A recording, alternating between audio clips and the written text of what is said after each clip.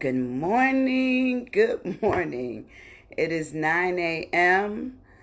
Central Daylight Savings Time. And I want to welcome you into this space. I'm hoping that you all are coming in. I'm going to give you a few minutes to come on in here and I'll say some hellos and how you doing and thank you for coming. I certainly want to do that ahead of time, and I'll continue to thank you all the time that you're here. And as you're coming in, I'm hoping that you're gonna scroll, because I know most people would sometimes find us. We find things by scrolling, so we'll scroll, we'll stop.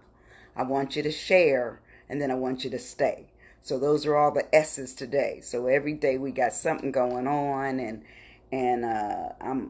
I'm just excited about this opportunity to spend a little time with you today, and hoping that your Monday went well, your Monday evening went well, and that you did something with what I gave you as homework yesterday. The thing is, the wonderful thing about decisions is that they're yours. You own that. And when someone is trying to help you, the fact that you would take it as help, and it's self help, along the way of having somebody just nearby. And that's what I want to be. Consider me to be near you in every way possible, to just say, what can I do for you that doesn't require much, close distance. Good morning, Lavender. It doesn't require close distance, but it's still socializing. So I'm socializing with you this morning, and hoping that your Monday went well, and that your Tuesday looks bright, even if there are no sun in the sky. If there's no sun showing right now, and it is kind of cloudy on my end where I'm at here. Good morning, Volda. So glad that you could come, but I'm just saying that this is just an opportunity to just share whatever you can with yourself, and others. If you want to put something in the thread here to post it to this section, I would love it. And I promise you, I always go back and read things later on. I presume that once, if the Lord ever blessed it where we had a huge crowd out there, then I'd have to answer on a collective note. But for the most part, know that I appreciate anyone that comes into this space with me. And so I certainly say such a good morning to you, and hoping that your day not only started well, but once I give you some information, you'll work it through and even better, because you'll know more about you, more about the you are. So I'm going to ask the question, are you stuck? Yes, you're stuck and I'm stuck. As I said, right now it's quarantine, but it could be relationships, it could be a job, it could be your children. Sometimes we just get stuck. It could be our finances. Stuck is just stuck. Stuck sometimes says it gives great pause. And since the world is on pause, that gives us an opportunity to pause for ourselves and say, what can I do that can change this to make it different for me on the other side? So I have a few poems this morning for you, and I always try to come up with something that, to me, it could be a deal sealer, to say I'm going to invest in who I am. So this one is called, it just says, to fall in love with yourself is the first secret of happiness. And it's written by Unknown. But it's so clear to me that it makes sense. If you love you, then you should be happy. We're happy when we feel we're in love with other people, but how about finding happiness within ourselves? Because sometimes I feel, this as a counselor speaking, good morning, Latoya. Sometimes, Latanya, excuse me. Sometimes when we end up with our love, we love other people so much that we lose our love. We lose love, self-love.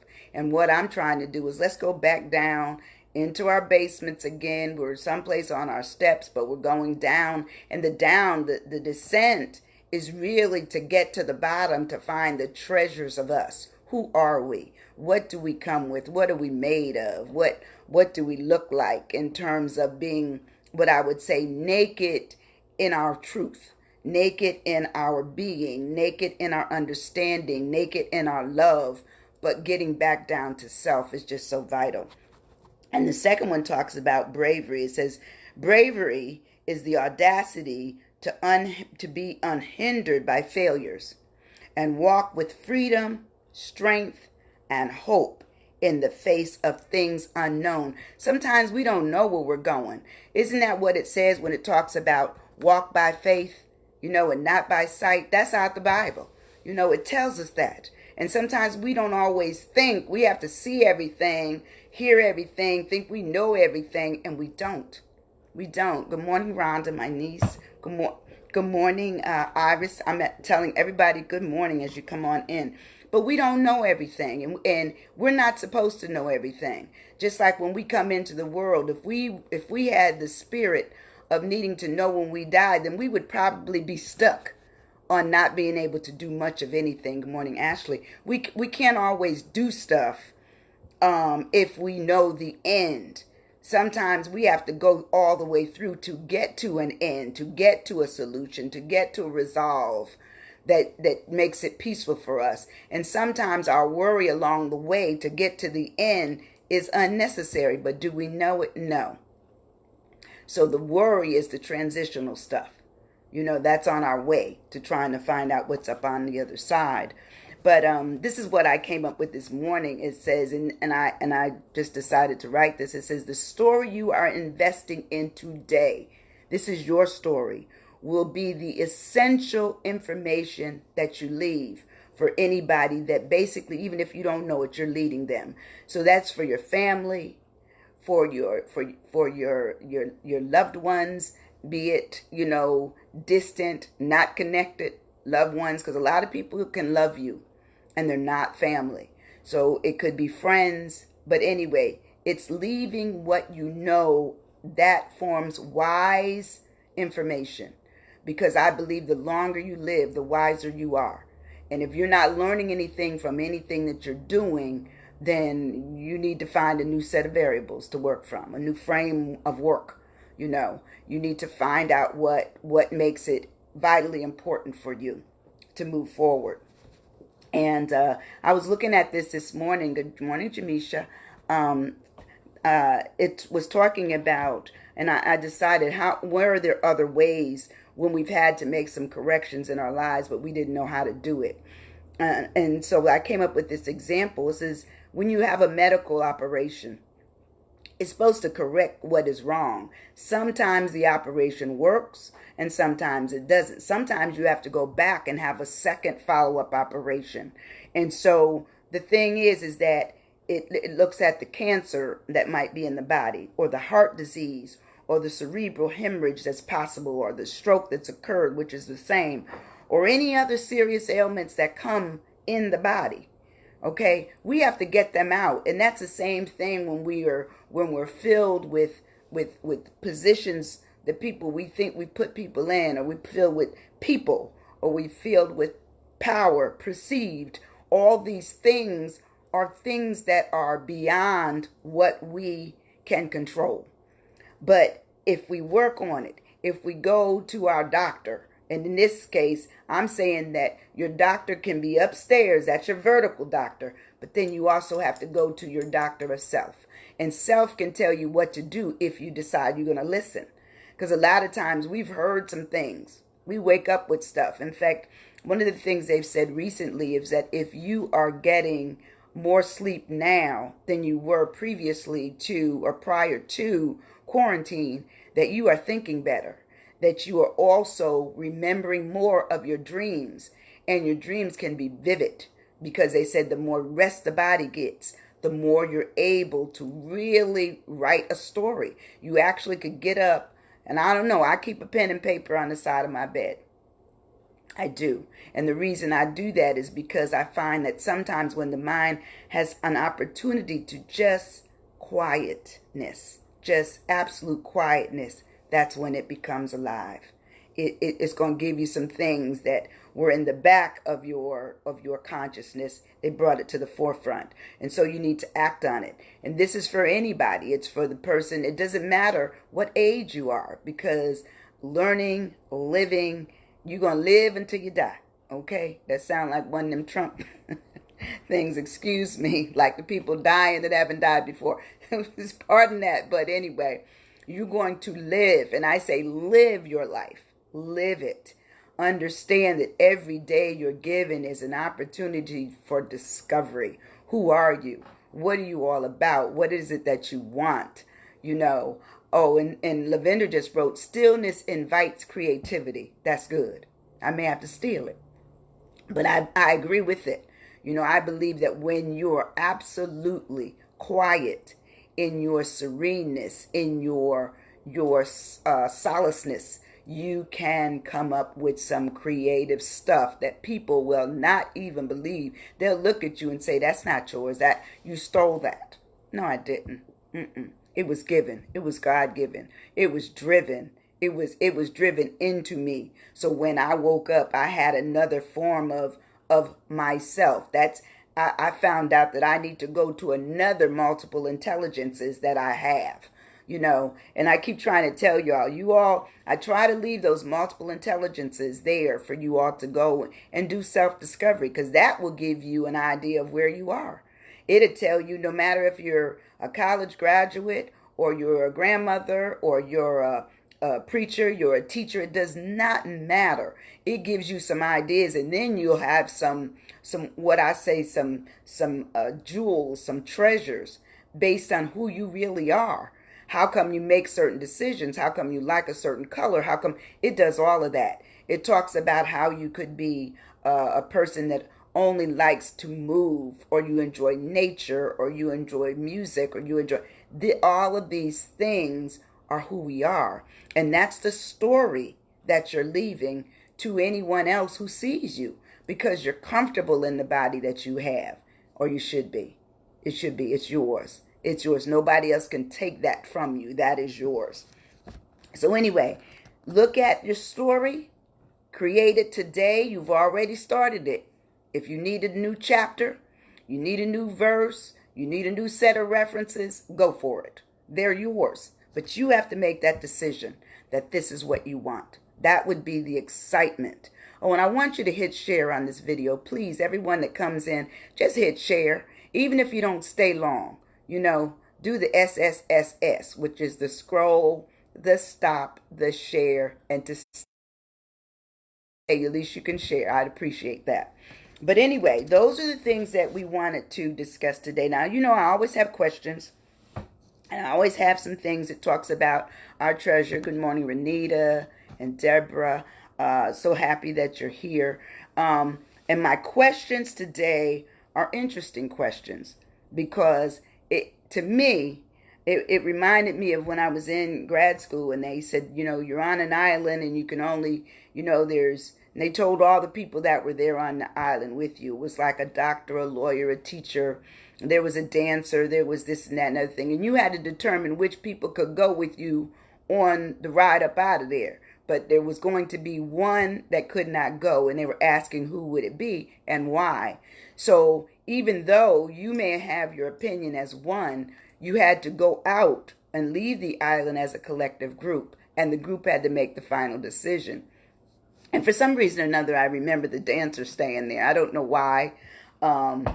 But for some reason, and it may have not been, it may have been that the doctor stayed because you needed lawyers by the time you got back. I can't remember, but we had to have that discussion about who goes and who stays. And sometimes we don't always know that. So I gave you a question like that this morning. Hope you have your pen and paper. But here it is. It says, if you can only take 2 things with you down to your basement, what would they be? Now I have some examples. Would you take your courage? Basements can be scared. They can be scary. It can scare us if we go to our basement. Okay? Okay, and so would you go with your hurt? Would you take your hurt with you? Because sometimes your hurt may give you a shield to say, you know, I'm already hurt, so I might as well go on down into this self-pity. What would you take? Next thing, would you take your honesty? You know, I'm going to be honest about what I want, you know. Would you take love? You know, the love of self and ready to take on the world of whatever's down there? Would you take that? Would you take your hate? Because sometimes hate will make you be fierce. Okay, let's face it. Sometimes if we hate something, you know, like for me, I'll give you a funny. You cannot give me, you can't sell me, you can't, even if you gave me probably $1 million, I would choke on it and say, that's gross, not going to eat it, that's foul food. And that is chicken and dumplings. And everybody in my family loved it. I thought it was the foulest food ever, still do to this day. And to give you another funny, I went to babysit one of my mother's friends when we were coming up, and her name was Miss Hannah. And my mother knew Miss Hannah couldn't cook, but no, we never ate at Miss Hannah's house. It was always if somebody else brought the food, and that's the food we ate. But this particular day that I babysat their daughter, they Miss Hannah said, well, when soon as Sandra's done eating, I'm going to send her home. So my mother said, okay. And we lived right around the corner from each other in New York, right around the corner. So my mother said, well, okay, I'll be looking for her. I'm waiting outside. I'm just sitting here outside on the stoop waiting for her. So it ended up that Miss Hannah gave me chicken and dumplings. Well, because I'd always been raised to be a polite young lady, I didn't tell her anything. I just kept looking at it, and it seemed like it was drawing me to the bowl. It was just so foul. And because Miss Hannah couldn't cook, she had made this dumpling thing, but it wasn't like the thin dumplings like my mother made. They were huge. This one had taken up all the juice and the chicken, and it had gone inside the inside the dough, which made it even more foul. So I couldn't hang. So all I did was sit and kept moving it around the plate. And so finally my mother said, Hannah, she called Miss Hannah. She said, Hannah, where is my daughter? Oh, she says, Lily, she's still sitting at the table there. I don't know what's wrong with her. She said, let my child up. What you feed her? She said, chicken and dumplings. Said, Sandy, don't eat that. Shh. So, needless to say, I am fussy. And sometimes you have to realize if you're fussy, you're fussy. That's my honesty. So if you invite me to your house and you have chicken and dumplings, I won't have anything. The water is good and the salad, I'll take that, okay? I don't even want the bread. I'm good. Okay, so you have to talk about that. And the last thing, would you take your strength? What out of those 6 things, courage, hurt, honesty, love, hate, and strength, so I asked you, do you have the courage to go? Do you have the hurt to go down there and leave it there and not bring it back up? Can you be honest and admit to the fact that you must go? You must go to your basement? Can you say that? Can you do what they call love to relove? Like quit loving everybody so much that you don't have any love for yourself. So can you reevaluate your own love in your basement? And when you talk about hate, can you recalibrate yourself in terms of that kind of thing? I don't hate anything. I just don't, I deeply don't like, the chicken and dumplings. And I probably do hate it, but that's only if you forced it on me. But more or less, I'm telling you ahead of time. So actually, I'm loving you by telling you ahead of time, not to give it to me. And then your strength. Do you take your strength so that you come back up, that you're clear, you're clean, and you're ready to change? Clear, clean, clothed, and ready to change. Meaning you undressed some things to come back up stronger. So when you came back up, you had all this other stuff with you. That's wonderful. You cannot beat it. You cannot beat it. So to me, in our basements, down our stairs that we've trying to declutter on our way down, is pretty exciting. Good morning, Sandra. So it's pretty exciting because we don't want to go to the basement, but what I'm saying is sometimes we have to go to the brink. We have to go down in order to come back up. That's the same thing when we've been, revitalized, with whatever it is that we took a shower and we became clean, or we decide that we're going to be rebirthed through Christ. All those things, we're children needing things, but we have to go down to come back up cleaner, to come back up with something else that we bring with us. So let's talk about treasures that we can find And it says, treasures to me can be good or bad. Sometimes the treasures that you found is the treasure that you don't know you were holding on to, but it was bad. Like for hating things, that's a bad treasure. But sometimes to get in touch with it, that's treasure that you found it. That's treasure that you realize that it's bad for you and it holds you back and not pushes you forward. So therefore that would be that. So anyway, these are some other things that it talks about. What treasures do you have to find? What are your treasures? You know, if you're being honest, do you have to go find your courage, your honesty, your love of self? Do you have to find those things, or do you already know you have them for yourself? And sometimes we give that we are depleted, you know, and that I would use that over and over again. Our depletion is something that it's not happenstance. We gave it up. We gave it up. We gave up the opportunity to think for ourselves, to do for ourselves, to be by ourselves, to love ourselves, to care for ourselves. So to me, that's important. That is important. It says, here's another one. It says, instead of taking love, did you find love? Would that be a treasure? Are you looking for it? Are you looking for your own love? The other thing it says, instead of taking courage, did you discover that you have courage? Some of us are fearful of everything. We're fearful of the unknown. We're fearful to tell somebody no. We're fearful to go anywhere by ourselves. We're fearful. We're fearful to take on a class. Good morning, Lawson. Good morning, nephew. We're fearful. And what I'm saying to you is our fear can be handled by us doing something. If you do something about it, that would certainly be addressing your fear. But if you constantly act like the fear doesn't exist, well, then it will always remain as a what I call a fence that's getting you to the other side of it. So you have to tear the fence down. And how do you tear the fence down? One board at a time. You know, okay, one toe is in the water. I don't like to swim. One toe is in the water. Okay. Two toes are in the water. And I don't know how you can separate them toes, but I just thought that was funny. And then the next thing is, did instead of taking your hate, did you go down and realize that you've caused hate? Are you the one that has caused hate and not been responsible enough to say, you know, I did that. I have it where this person is. That person is. I've hurt my mother. I've hurt my child. I've hurt my boyfriend. I've hurt my husband. I've hurt my wife. You know, I've hurt my boss. You know, some people, that's just the way they roll. They hurt everybody. And sometimes it starts with them being mean, them being angry, them being frustrated, them being, you know, unloved by themselves. You know, I don't want to have the spirit of, I get up in the morning and this is the only me I have and I don't know how to love me.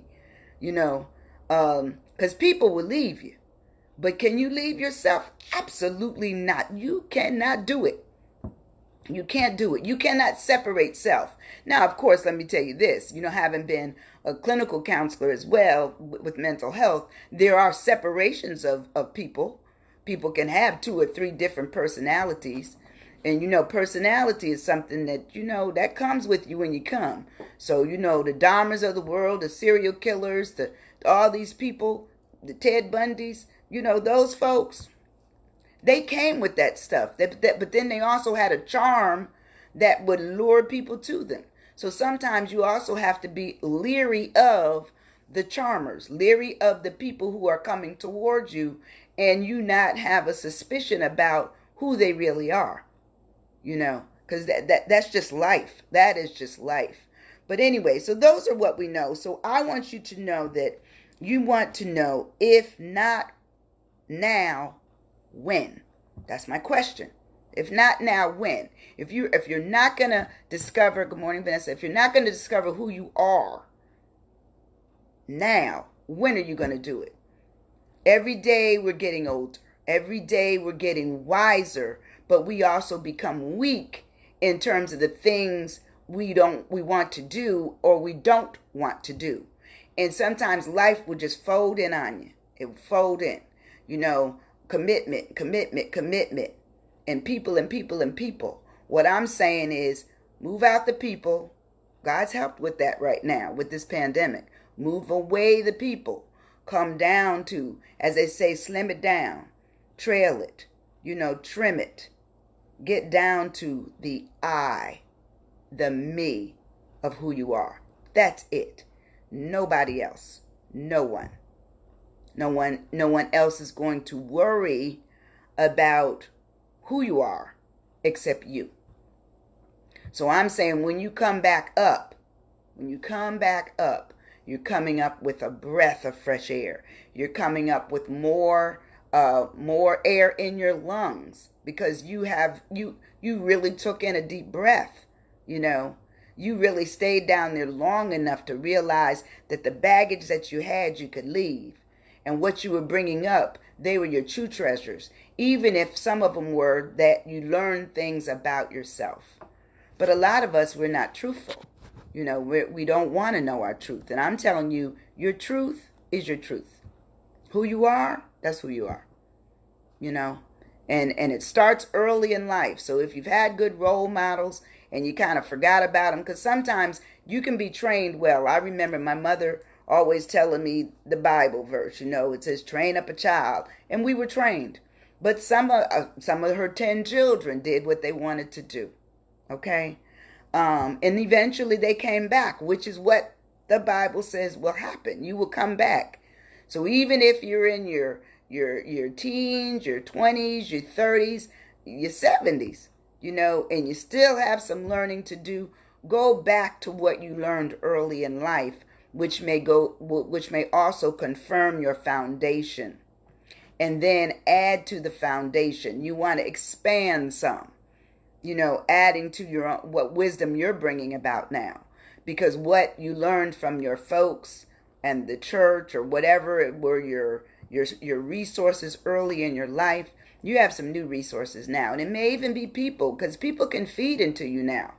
I always tell people that if you find somebody that is wiser than you, that is more developed than you, that is more excited than you, that is more convicted than you, those are the people that, long as they're not taking you astray, and they're not astray, then you're in good shape. You're in good shape. So the point is that we want to do our best in finding our story, investing in the story that we're leaving behind, because whether you like it or not, we are leading somebody. Children, worker bees, somebody that's working with us, somebody is being led by what we're doing. So that's a good thing. Also remember that when you're having the opportunity to look at what an operation does, a real medical operation, it corrects some things. I'm asking you to go down to your basement and get some corrective actions forward that really say more about tomorrow and not so much about right now. But I say not right now is when you have to start working. The poems I read today were, the first one says, "To fall in love with yourself is the first secret of happiness," written by Unknown. The next one says, "Bravery is the audacity to be unhindered by failures and walk with freedom, strength, and hope in the face of things unknown." And that's written by Morgan Harper Nichols. So there are things out there that just tell you that you have work to do, but it's your work. I'm just trying to help you. I'm trying to be the vehicle, the vessel, the vine that just says you can do some more. You can do some other things for yourself. And then my last questions were, if you're on your way to your basement and you can only take 2 things with you, what would you take? Would you take your courage, your hurt, your honesty, your love, your hate, or your strength? What would you take? Don't know. And the point is what would you bring back? What would you find in terms of your treasures? Even if it's bad, it still has some good for you because now you're conscious of it. You know about it. So the treasures, it says, what treasures would you, or some of you may have already gone to the basement. Some of you may have not. But anyway, going down to your basement and asking yourself all these questions, It says, of taking love, did you realize that you're finding love for yourself? You know, taking love, meaning the love of others.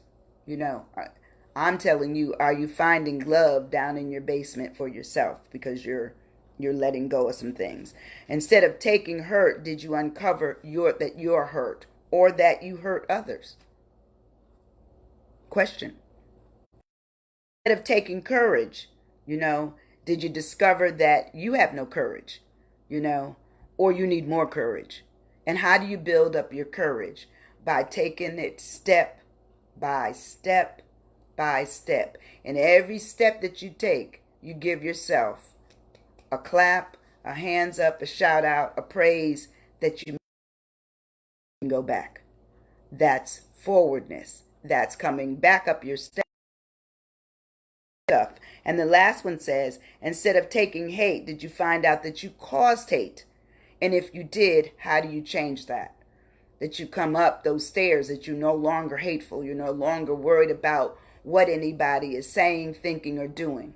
You're just in a position to say, yes, that's working for me. That's working for me. And the last thing says, if not now, when? Not my phrase, but I like it. Okay, if not now, when can I do this? When will I get to this? This is a perfect opportunity to work on you. And it really talks about the project before you. We don't know if even in June, we don't know if it'll be clear at the end of May. And personally, I'll be settled in still for a while. I don't care how long they say that it's going to take. I have to see that the vaccine is out there. When I go out, and I do have to go out, you know, sometimes we have to go to the bank, or we have to go to get, you know, food at the grocery store, or even the post office. We need to do it right. And when we do it, we need to make sure that we're covered up. So wear your gloves, wear your face mask, and be in the mindset of, I'm working on me. I'm in my basement. I have some cleaning to do. And I'm going to ask you this for the last time. When you come to my space, Facebook Live, would you scroll, stop, share, and then stay?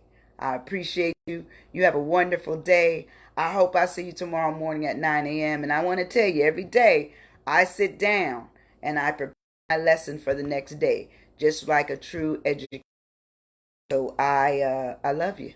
I love you. Even if I don't know you, I love you. And staying. Have a great day. Thank you very much. Bye-bye.